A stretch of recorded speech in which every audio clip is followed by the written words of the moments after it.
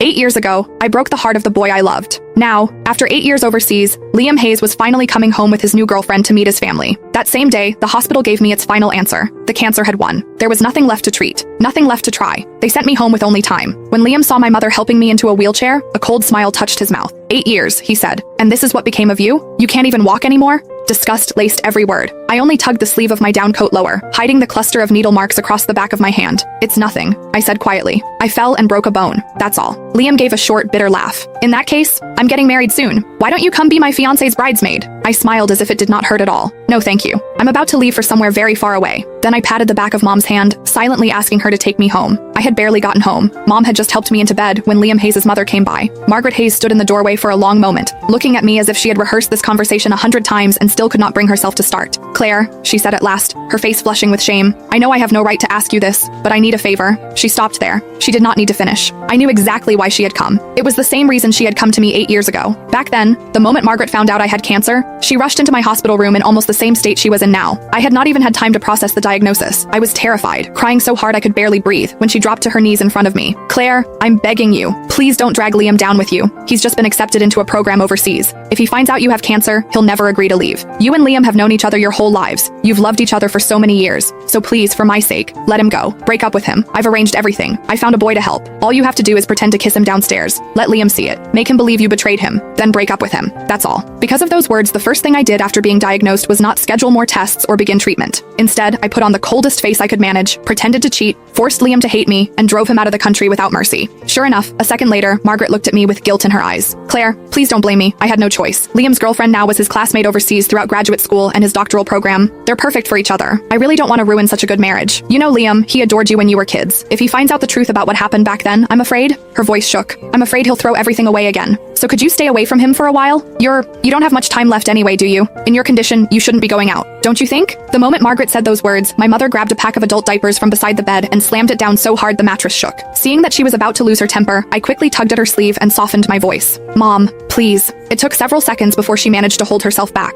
Only then did I look back at Margaret. I can promise I won't tell Liam what happened 8 years ago, I said calmly. But I can't promise I won't see him. No, I could not promise that. Because during all 8 years of surgeries, chemo, and hospital ceilings, there had never been a day when I stopped missing Liam. When chemotherapy became too much to bear, I would clutch the old photo of Liam and me until my fingers cramped. Some nights, that picture was the only thing that kept me from giving up. I went through more surgeries than I could count. Some minor, some so dangerous Mom signed the consent forms with shaking hands. More than once I was rushed into the ICU and almost did not wake up again. Every time Mom stood beside my bed and shouted herself hoarse. Claire, have you forgotten? You said you were going to survive. You said you'd get better, go overseas and explain everything to Liam yourself. You promised me.